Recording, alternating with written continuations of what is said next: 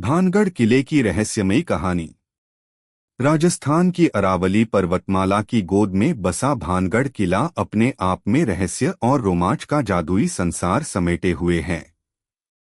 दूर से देखने पर यह किला किसी शाही वैभव की गवाही देता है, लेकिन जैसे जैसे आप इसके करीब पहुंचते हैं, इसकी वीरान दीवारें, टूटी फूटी हवेलियां और सुनसान गलियां आपको एक अनकही दास्तान सुनाने लगती हैं। भानगढ़ को भारत का सबसे डरावना और भूतिया स्थान माना जाता है। सूर्यास्त के बाद यहाँ प्रवेश वर्जित है और इसके पीछे कई कहानियां जुड़ी हुई हैं।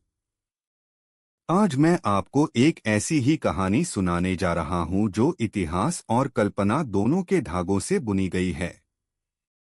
सन 1573 के आसपास आमेर के राजा भगवंत दास ने अपने पुत्र माधो सिंह के लिए भानगढ़ नगर बसाया। यह किला भव्य था, ऊंची ऊंची दीवारें, मजबूत दरवाजे, राजमहल, मंदिर और बाजार। किले के अंदर जीवन बहुत चहल पहल भरा था।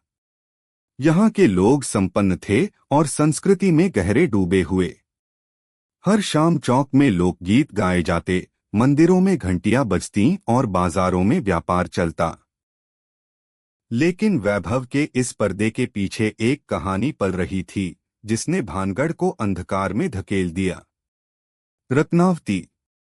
कहानी की नायिका थी रानी रत्नावती।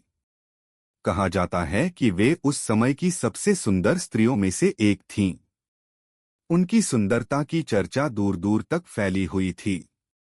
रत्नावती बुद्धिमान भी थीं और राजनीति में उनकी समझ अद्भुत थी।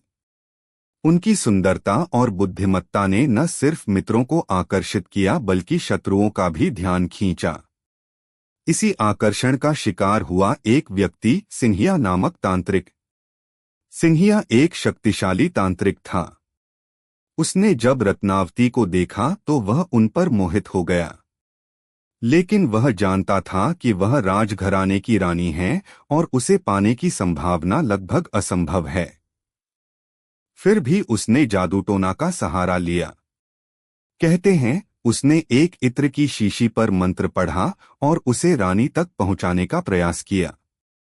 उसका इरादा था कि जैसे ही रानी उस इत्र का उपयोग करेंगी, वे तांत्रिक के वश में हो जाएंगी। लेकिन रानी भी साधारण स्त्री नहीं थीं। उन्होंने तांत्रिक की चालाकी भांप ली और इत्र की शीशी को पास ही रखे एक बड़े पत्थर पर पटक दिया। पत्थर पर पड़ते ही वह मंत्रित इत्र उस पत्थर पर असर कर गया और वह पत्थर लुढ़कता हुआ सीधे तांत्रिक की ओर चला गया। तांत्रिक दबकर मर गया, लेकिन मरते समय उसने भानगढ़ को श्राप दिया। भानगढ़ की धरती वीरान हो जाएगी। यहाँ कोई चैन से नहीं रह पाएगा। चौथा अध्याय, श्राप की सच्चाई। तांत्रिक की मौत के बाद भानगढ़ का वैभव धीरे धीरे ढलने लगा। लोग कहते हैं कि एक समय ऐसा आया जब यहाँ अकाल पड़ा, फिर युद्ध हुए और अंत में भानगढ़ उजड़ गया। रातों रात लोगों ने किला छोड़ दिया। महल खंडहर हो गए, मंदिर टूट गए और बाजार वीरान। रानी रत्नावती का क्या हुआ, इस पर अलग अलग कथाएं हैं। कुछ कहते हैं कि वे युद्ध में मारी गईं, कुछ कहते हैं कि उन्होंने कहीं और जाकर जीवन व्यतीत किया। लेकिन श्राप की छाया आज तक यहाँ महसूस की जाती है। पांचवा अध्याय, डरावने किस्से। भानगढ़ किले के बारे में कई डरावने किस्से मशहूर हैं। एक रात की चीखें। स्थानीय लोग कहते हैं कि रात में किले से अजीब आवाजें आती हैं, कभी किसी के रोने की, कभी किसी के चिल्लाने की। दो भूतिया परछाइयां। कई पर्यटक दावा करते हैं